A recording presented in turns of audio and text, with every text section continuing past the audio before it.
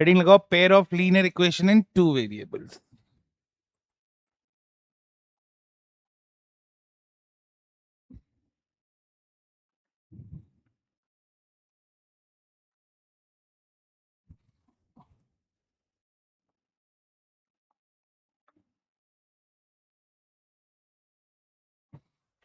नाम कुछ कहने की कोशिश कर रहा है, राइट? नाम कुछ कहना चाहता है। क्या कहना चाहता है? लीनियर। लीनियर मतलब जो भी वेरिएबल्स आएंगे उनकी जो पावर होगी वो कितनी होगी? 1। इक्वेशन इक्वल टू का साइन, मतलब कोई रिप्रेजेंटेशंस नहीं होंगी, like P of X, Q of X, R of X, F of X, like that. Two variables, तो वेरिएबल्स भी दो होंगे, एक को मान लेते हैं x और एक को मान लेते हैं y, और मैं इसका एक जनरल फॉर्म लिखने जा रहा हूं। और क्या होगा वो general form? It will be ax plus by plus c is equals to 0. This is the general form of linear equation in two variables. Please note it down. What is important in this? The thing which is very very important is a की value 0 नहीं हो सकती, साथ ही साथ b की value भी 0 नहीं हो सकती। यहां और नहीं लगा रहा हूं, क्या लगा रहा हूं बेटा? एंड। दोनों में से कोई भी 0 नहीं हो सकता।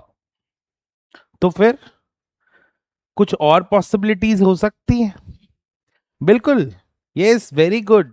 पहला केस है, ये दोनों तो कभी, ये तो कंडीशन हो गई, कंडीशन।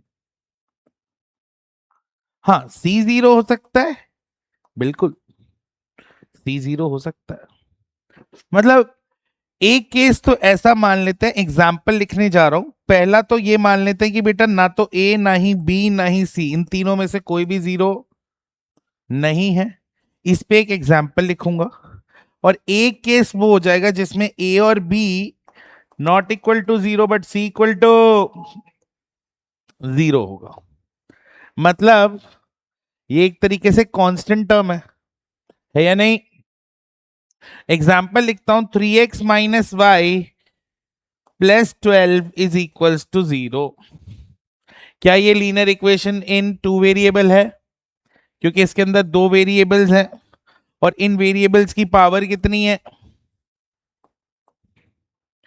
इन वेरिएबल्स की पावर कितनी है? 1। तो लीनियर भी है, तो linear equation in two variable.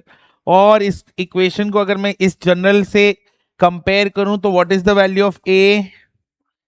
3। What is the value of B? What is the value of C? 12। बहुत इजी से आप इसको आइडेंटिफाई कर सकते हो, what are the values of A B and C. What about this? इसका एक example setup करते हैं। एग्जाम्पल लिख रहा हूं मैं इसका। मैं लिखता हूं 3x plus 2y is equals to 0. What is the value of A? What is the value of B? 2. What is the value of C? 0. अगर ये दो केस हमें मिले, केस 1 और केस 2, तो इसको और ग्राफ पे लेकर जाना चाहूंगा मैं को समझाने के लिए।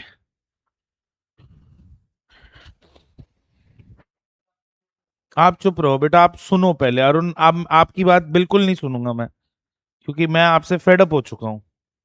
आप पढ़ नहीं रहे हो and I am not liking that, because इस तरीके से तो हम स्पॉइल्ड हो जाएंगे यार। मतलब हम कहीं भी मुंह दिखाने लायक नहीं रहेंगे। अगले टेस्ट में ये प्रण करके आना है कि भाई 35 से कम जाएंगे ही नहीं। खुद से टारगेट लो, लाइफ में खुद से टारगेट लेना इंपॉर्टेंट है भाई। अब ठीक है, जो हो गया पास से सीखो, प्रेजेंट में जियो प्रॉपर, और फ्यूचर में जो एग्जाम्स है उनको अच्छे से पढ़ के उसको क्रैक करो विद अ थॉट प्रोसेस। और जब तक नहीं रहेगा, क्लियर नहीं रहोगे कैसे इसको प्लान करके, अगले 40 दिन का प्लान क्या है मेरा। ऐसे मुझे पता है कि ग्रेविटी के नए जो टेस्ट होंगे वो कब होंगे? 19 और 20 को, या 18 या 19, जो भी डेट्स है, अभी से सोच के रखो वहां तक सर कहां तक देने वाले हैं। Let's plan it next 20 days, और सारे चैप्टर्स को इक्वली डिस्ट्रीब्यूट करके पढ़ो ना, कैसे नहीं आएंगे नंबर से थोड़ी है, हम प्लान नहीं करते। इन दो केसेस को ग्राफ पे लेके जा रहे हैं। सबसे पहले इंपॉर्टेंट बात, जब भी हम ग्राफ की बात करते, जब एक linear equation in two variable को हम ग्राफ पे डालना चाहते हैं, तो पता है हमें क्या ऑब्टेन होता है? हमें ऑब्टेन होता है एक स्ट्रेट लाइन। क्या ऑब्टेन होता है बेटा? एक straight line. Is that clear? कोई प्रॉब्लम? इसकी सॉल्यूशंस वगैरह हर चीज की बात करेंगे, लेकिन अभी तो ये समझो। क्लियर है इतना? अब देखो, मैंने दो यहां पर एग्जाम्पल्स लिए थे, एक केस 1 का लिया था, एक केस 2 का लिया था। केस 1 का एग्जाम्पल क्या था बेटा? It was 3x minus Y plus 12 is equals to 0। मैं क्या करता हूं बेटा? मैं कुछ पॉइंट्स फाइंड आउट करने की कोशिश करता हूं। और कौन से मेथड से उन पॉइंट्स को फाइंड आउट करने की कोशिश कर रहा हूं? Hit and trial. मतलब मैं कुछ एक्स की वैल्यू डालूंगा और वाई की वैल्यू निकालूंगा। तो मुझे एक को एज ए सब्जेक्ट बनाना होगा। देखो, बड़ा आसान नहीं होगा, बड़ा आसान नहीं होगा कि मैं वाई को उधर ले जाऊं और यहां पर 3x प्लस 12 हो जाएगा। हो गए कि नहीं होगा? और बहुत इजीली मैंने y को एज अ सब्जेक्ट बना लिया और ये x के फॉर्म में एक्सप्रेस्ड हो गया। अब इससे मुझे फायदा क्या है? मुझे टेबल बनाने में बड़ी आसानी होने वाली है या नहीं बेटा? हमेशा 3 पॉइंट्स लोगे, हमेशा कितने पॉइंट्स लोगे? 3 पॉइंट्स निकालोगे। बहुत जरूरी है ये, मैं एक्सप्लेन करूंगा क्यों। अब आप मुझे एक बात बताओ, एक को मैं x बोल देता हूं और एक को y मान लेता हूं। अब मैं यहां पर x की अलग अलग वैल्यूज रखता हूं और मैं y को ऑब्टेन करता हूं। अब क्योंकि ये इक्वेशन थोड़ी सी ऐसी है कि मेरे को वैल्यूज ज्यादा बड़ी नहीं चाहिए, क्योंकि अगर मैं ज्यादा बड़ी वैल्यूज पे जाऊंगा तो प्रॉब्लम क्या होगी? मुझे प्लॉट करने में दिक्कतें होंगी। मैं ज्यादा बड़ा कार्टेशियन प्लेन तो क्रिएट नहीं करूंगा, तो मैं स्मार्टली क्या करूंगा? ऐसा कुछ x का वैल्यू सोचूंगा जिससे मेरा y जो है वो ज्यादा बड़ा ना है। कोशिश ये करेंगे कि वैल्यूज को माइनस प्लस में किसी में भी आए, लेकिन 5 से 6 इंटीजर के बीच में आ जाए। मतलब -6 तक आ जाए, यहां 6 तक आ जाए, ऐसा कुछ। एक्स को क्या सोच सकता हूं? एनीवन? 0 लूंगा तो y12 हो जाएगा। y12 बहुत बड़ी वैल्यू है, कार्टेशियन प्लेन में फंस जाएंगे अपन, है ना? तो एक तो ये बच्चा कह रहा है -2 ले लो, तो चलो सर -2 ले लेते हैं। एक -3 ले लेंगे, एक -4 ले लेंगे। हाँ बोलो, किधर हो जाता? नहीं, बिल्कुल ले जा सकते, लेकिन ये +12 है, उधर जाके -12 हो जाता। 0 कैसे होता? डिवाइड में थोड़ी जाएगा वो। क्या? हाँ बिल्कुल, +12 होता जाता उधर जाके। यहाँ x की वैल्यू -2 डालेंगे तो 3 × -2 +12 करेंगे तो कितना आएगा? -6 + 12, ये कितना दे देगा आंसर? 6। y की वैल्यू कितनी आ जाएगी बेटा? 6 आ जाएगी। तो एक पॉइंट मिला। x की वैल्यू -2 डालते तो y की वैल्यू 6 मिलती है। दूसरा ट्राई कर लेते हैं, x की जगह -3 डालते, डायरेक्ट डालेंगे। अब डायरेक्ट आंसर निकालेंगे, लिखूंगा नहीं मैं सीधा y की वैल्यू लिखूंगा। x को -3 डाल रहा हूं, या -3 जाएगा। x 3 × -3 इज -9, -9 + 12 इज, कोई प्रॉब्लम? x को मैं डाल रहा हूं -4, -4 डाल रहा हूं, 3 × -4 इज, है ना? तो ये 12 -12 y कितना जाएगा? कोई प्रॉब्लम? ये y 0 आ गया। टेबल बन गई। Was it easy? कोई प्रॉब्लम थी क्या इसमें? बिल्कुल ही नहीं थी, बहुत आसानी से हमने इसकी टेबल बना ली। बना लो।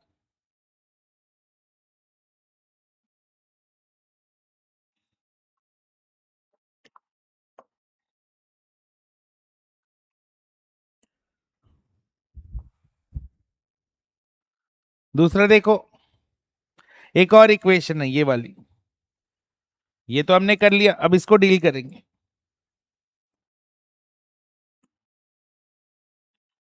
इसका भी एक क्या दिया हुआ है बेटा? 3x प्लस 2y है ना, 3x प्लस 2y, तो 2y को उधर लेके जा रहा हूं तो क्या बनेगा, -2y। और x क्या हो जाएगा, यहां देखो, यहां 3 मल्टीप्लाई में है, इधर कहां जाएगा, डिवाइड में। पॉइंट में क्यों लेके जाएंगे हमें बेटा, नंबर देखो सारे इंटीजर्स निकाल रहा हूं मैं, ताकि प्लॉट करने में आसानी हो, इजी हो। इसका टेबल क्रिएट कर रहे हैं हम।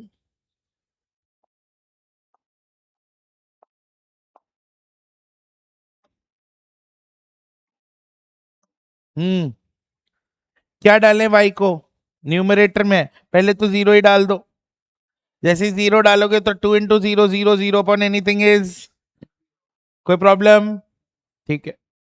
दूसरा देखो, y को ऐसा क्या डालें, y को 3 डाल देता हूं, क्यों, देखो इधर ध्यान से, y को अगर 3 डाल दूंगा तो 3 और 3 सिंप्लीफाई हो जाएगा, x की वैल्यू कितनी आ जाएगी, -2। ऐसा डालूंगा y जिससे मेरा x फटाफट इंटीजर बन के निकल जाए। y को -3 डाल रहा हूं, क्या डाल रहा हूं, ध्यान देना, जैसे ही y को -3 डालूंगा तो एक्चुअली क्या होगा, -2/3 इंटू -3, 3 एंड 3, -2 इंटू -1 कितना होगा, 2। तो यहां क्या मिल गया, 2, बन गई टेबल।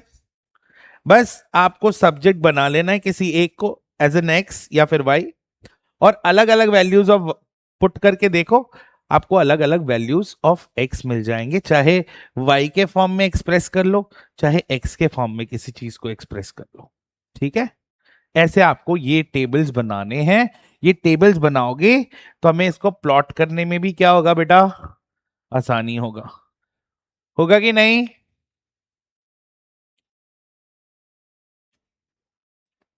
आगे चलें।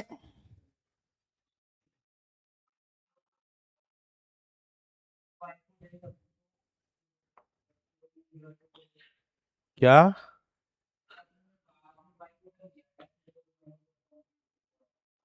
हाँ, हम्म, हम्म, हम्म,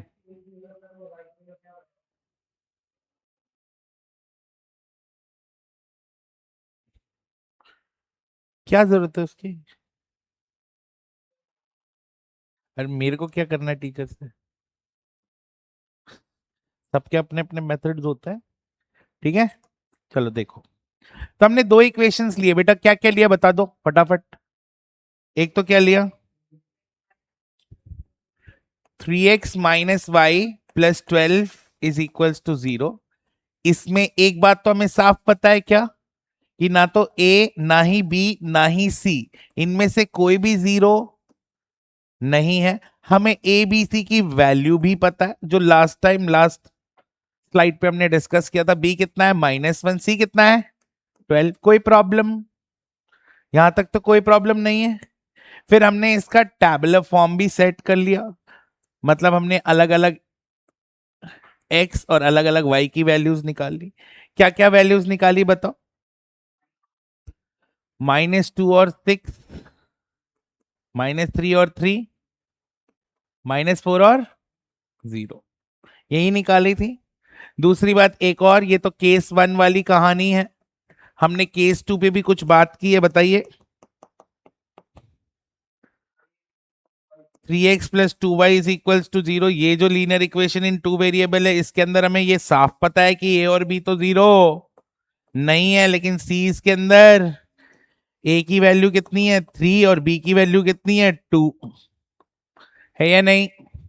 इसका भी हमने डिफरेंट डिफरेंट एक्स पे अलग अलग वैल्यूज ऑफ y क्रिएट कर रखा है।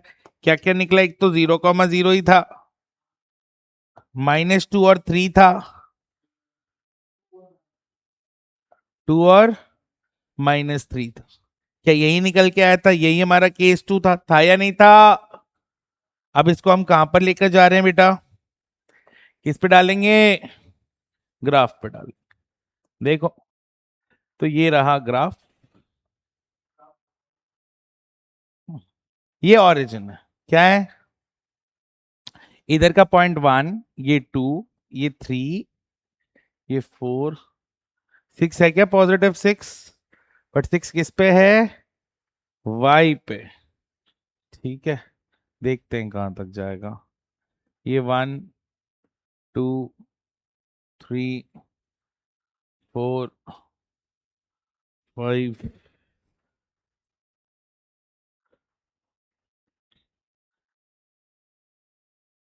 हम्म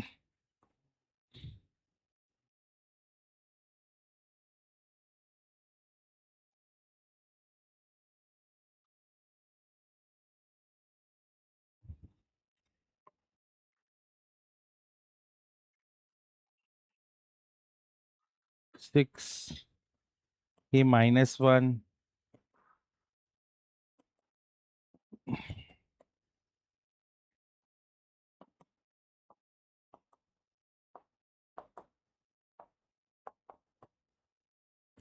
हम्म इसको प्लॉट करते हैं। इसको प्लॉट करेंगे, x की वैल्यू -2 और y की वैल्यू कितनी है 6, तो ये आएगा कुछ लगभग यहां आएगा। आएगा कि नहीं? So this is what? -2 and 6. What is next? X is -3, y is 3. X is -3, y is 3 ऊपर यहाँ कहीं -3 and 3. Then x is -4, y is 0. X is -4, y is 0. So -4, 0. यहाँ से बेटा एक लाइन बनेगी ऐसे,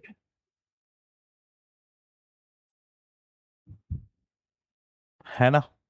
और ये जो लाइन है, इसकी इक्वेशन क्या है? 3x - y + 12 = 0। क्या ये लाइन ऑरिजिन से पास कर रही है? क्या ये लाइन ऑरिजिन से पास कर रही है? तो इससे एक बात साफ पता चलती है, when c is not equal to 0, line will never pass through origin. कभी नहीं पास करेगा ऑरिजिन। इसका मतलब जब c 0 है तो क्या होगा?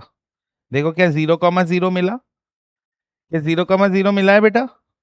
तो इसके अंदर हम लिखेंगे line will when c is 0, line will always pass through origin।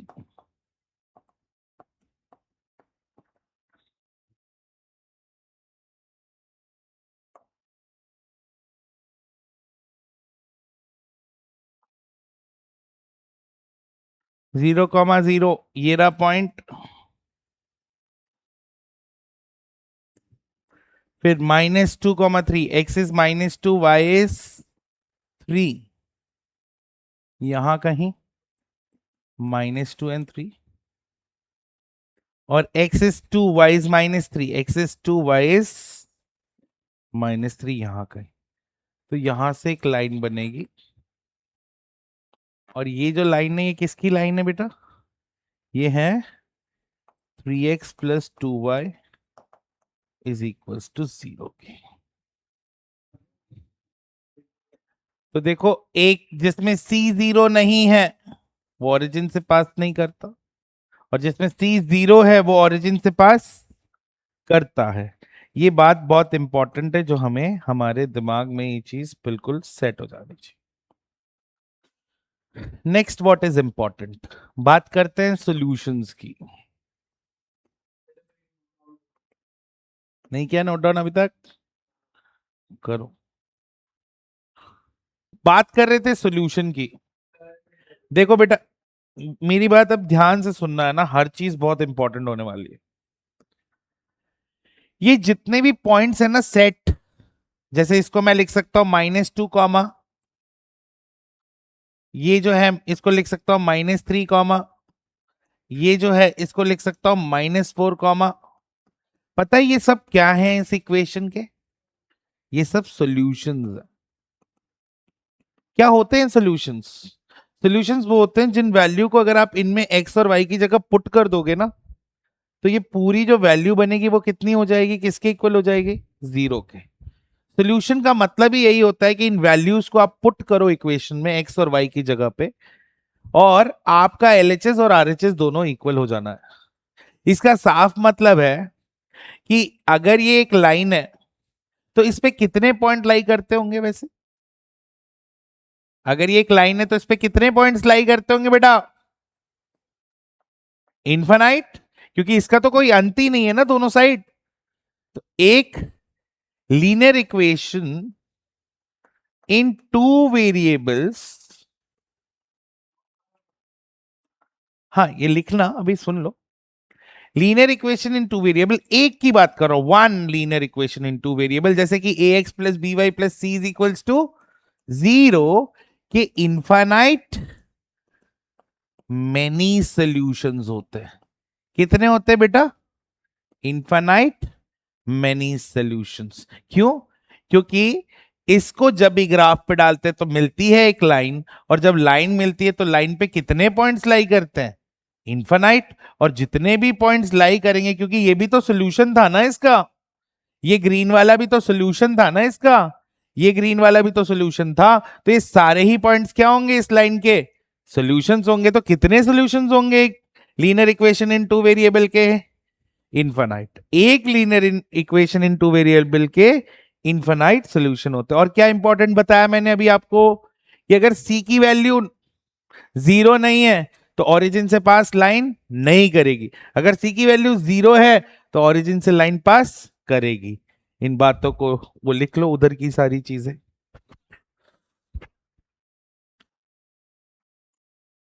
Next देखो, linear equation in two variable की तो बातें करेंगे, लेकिन अगर मैं सोचूं कि मैं कुछ linear equation in one variable की भी बात कर लेता हूं, क्योंकि लगे हाथ कुछ साफ करना, जो कि एक्चुअली छोटी क्लासेस का पार्ट है, वो भी बहुत बढ़िया काम होता है। तो लगे हाथ इसको भी क्या करते हैं अपन, निपटा देते हैं। बात कुछ ऐसी है कि सर आपने बोला linear equation in two variable को तो हम A X plus B Y plus C is equals to 0 लिख देते हैं, तो linear equation in one variable को कैसे लिखेंगे इस इक्वेशन के अकॉर्डिंगली? तो बेटा केस ऐसा हो सकता है, पहला पार्ट ये हो सकता है कि मैं ये मान लूंगा कि मेरा ए क्या हो जाए,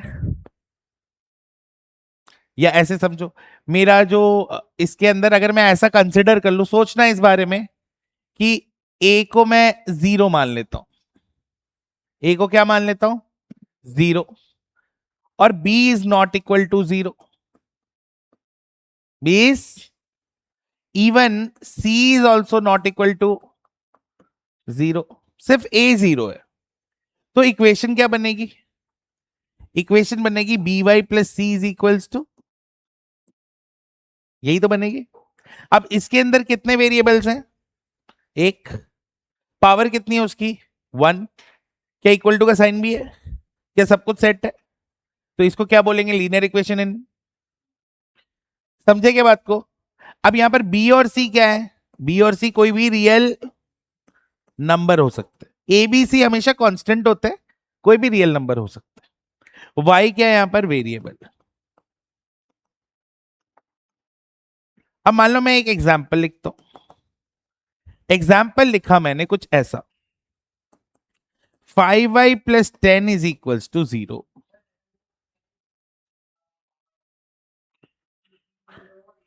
हाँ बिल्कुल, उसको भी डिस्कस करेंगे। तो क्या ये बात आपको समझ आ रही है?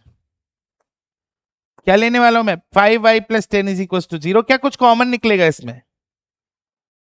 5 निकलेगा, तो 5 कॉमन निकाल ले तो y plus 2 is equals to, ये 5 कहां चला जाएगा? तो कितना हो जाएगा? y plus 2 is equals to, अरे होगा या नहीं? अब आप मुझे बताओ कि यहां पर अगर मैं इसको कंपेयर कर लूं इससे, तो कोई बड़ी बात नहीं है सर, मेरे को पता है बी की वैल्यू कितनी है और सी की वैल्यू कितनी है। क्लियर? इसको अगर इससे कंपेयर करूंगा तो यही तो बोलूंगा ना, वाई के आगे कौन लगा हुआ है? वाई के आगे कौन लगा हुआ है? 1 लगा हुआ, तो यहां भी तो वाई के आगे बी है, तो बी की वैल्यू 1 हो जाएगी और सी की वैल्यू 2 हो जाएगी। क्या मैं इसको ऐसा लिख सकता हूं, y इज इक्वल्स टू -2? अब ये क्या कहना चाहता है? तो ये क्या कहना चाहता है? ये कुछ ऐसा कहना चाहता है, इसका मतलब ये है कि अगर मैं इसकी टेबल बनाऊं तो आप x की कुछ भी वैल्यू रख दो, कुछ भी मतलब 0 रख दो, 1 रख दो, -1 रख दो, 2 रख दो, -2 रख दो, y की वैल्यू हमेशा कितनी होगी? -2। ये कहना चाह रहा है ये।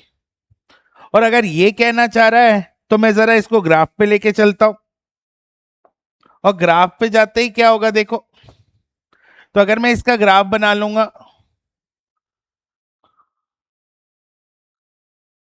0, 1, 2, -1, -2, -1, -2, 1, 2, इसका ग्राफ बनाऊंगा तो बताओ कैसे कैसे प्लॉट करेंगे बेटा? 0 और -2, तो x0 है, y कितना है? -2, ये रहा पॉइंट, है या नहीं? फिर x1 है, y -2, तो x1 है, y -2, ये रहा पॉइंट। फिर x-1 है, y -2, तो ये रहा पॉइंट। और इन तीनों को मैंने ऐसे जोड़ दिया।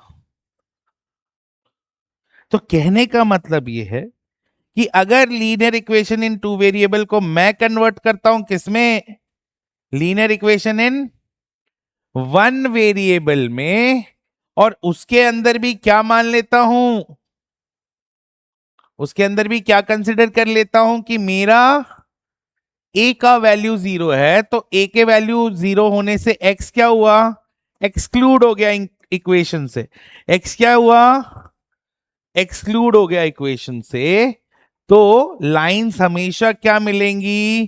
Parallel to X axis. अगर linear equation in one variable में y एज अ वेरिएबल है, y एज अ, तो लाइंस विल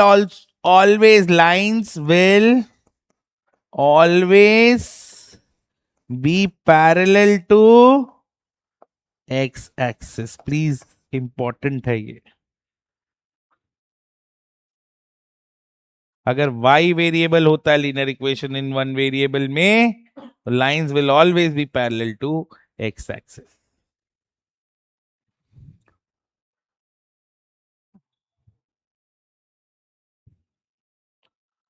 तो बता सकते हो इस एक्स एक्सिस की इक्वेशन क्या होगी?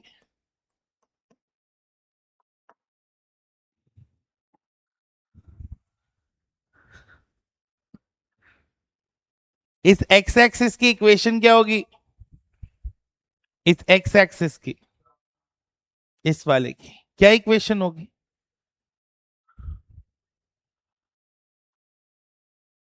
सोचो, इस एक्स एक्सिस की क्या इक्वेशन होगी? तो क्या इसके लिए मैं ऐसा टेबल बना के सोचना? कभी भी कुछ डाउट आता है मैथ्स में, सोचा करो।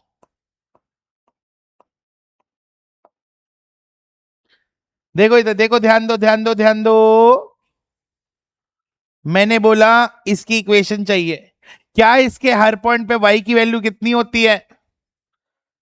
हाँ, 0। तो पता चल गई x की इक्वेशन, x एक्सिस की इक्वेशन क्या है? x एक्सिस की इक्वेशन क्या है? y is equals to 0। क्योंकि y की वैल्यू हमेशा क्या मिलेगी x एक्सिस के लिए? 0 मिलेगी। और मैंने बोला था जितनी भी lines parallel to x axis होंगी, उसके अंदर वेरिएबल कौन प्रेजेंट होगा? y प्रेजेंट होगा। तो y इज इक्वल्स टू 0 हो जाएगी। नोट डाउन करो। कटप्पा। अच्छा, नेक्स्ट। तो linear equation in two variable क्या था? तो linear equation in two variable को हमने ऐसे लिखा था। नहीं, अभी पहले इसका दूसरा हिस्सा समझाऊंगा, बी पार्ट। अब बी पार्ट में क्या करने वाला हूं बेटा मैं? पिछली बार मैंने ए को 0 लिया था, इस बार मैं किसको 0 लेने वाला हूं? बी को 0 ले रहा हूं।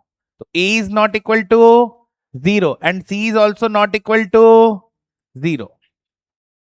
तो जब मैं b को 0 लूंगा तो कौन एक्सक्लूड हो जाएगा? y will be excluded. और जैसे एक्सक्लूड होगा तो ये बन जाएगा A X plus C is equals to 0। A और सी क्या है? कांस्टेंट। कांस्टेंट मतलब रियल नंबर्स। एक्स क्या है? एक्स क्या है? वेरिएबल। एक्स क्या है बेटा? वेरिएबल। Is that clear? ठीक है, कोई एग्जाम्पल लेते हैं। एग्जाम्पल क्या ले सकता हूं मैं? एग्जाम्पल मैं ले सकता हूं ऐसा कुछ सिंपल ले लेते हैं। 2x + 5 is equals to 0। क्या कुछ कॉमन आएगा?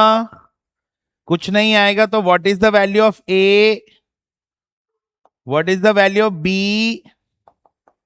What is the value of C? Clear है?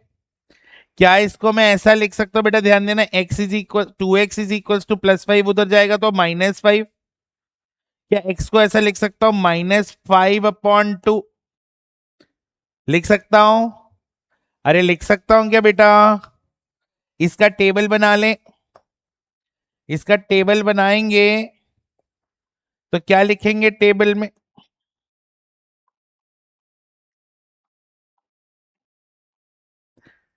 x की वैल्यू हमेशा कितनी रहनी है? -5/2।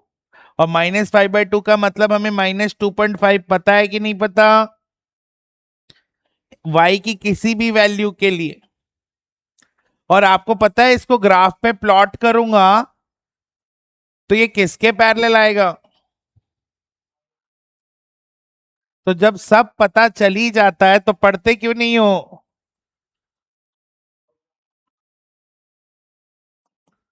आप पढ़ते नहीं हो बेटा। आपको ये बात माननी होगी कि जितना आपको पढ़ना चाहिए आप उतना नहीं पढ़ रहे, और आगे चलकर ये चीज आपको हर्ट करेगी। मैं तो साइड ही हूं।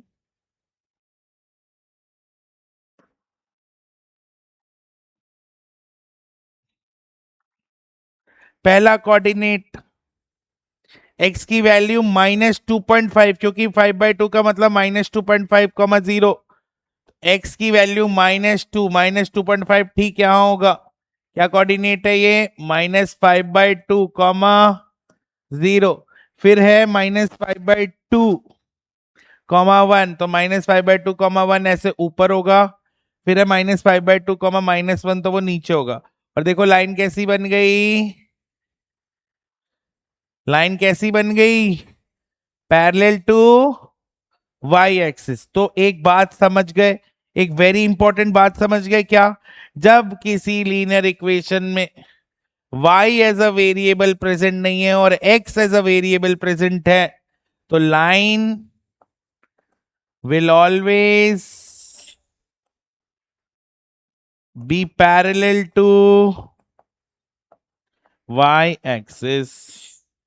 और अगर ऐसी बात है तो ये लाइन तो y एक्सिस खुद है। तो इसकी इक्वेशन क्या होगी y एक्सिस की? Very good, x = 0। इतनी बुद्धि तो है सर हमारे अंदर, पढ़ते ही नहीं है हम बस। बुद्धि तो बहुत है हमारे में, पढ़ने की इच्छा नहीं होती है। हमें बस पिटना है। आपका विकराल रूप कब बाहर आ रहा है? हमें पीटो, छोड़ना मत। शिवांश बना दो पीट पीट के। आज का होमवर्क एक ही ग्राफ पे।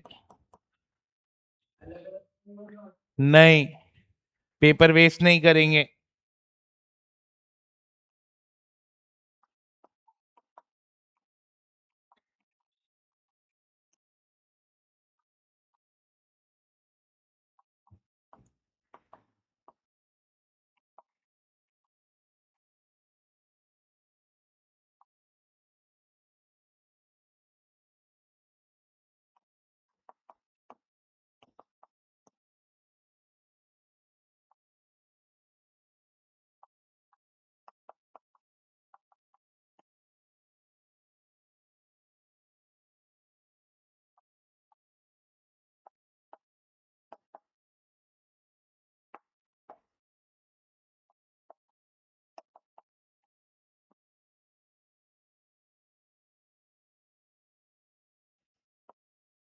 Represent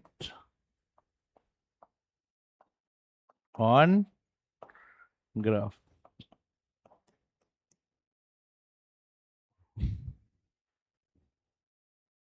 Thank you so much.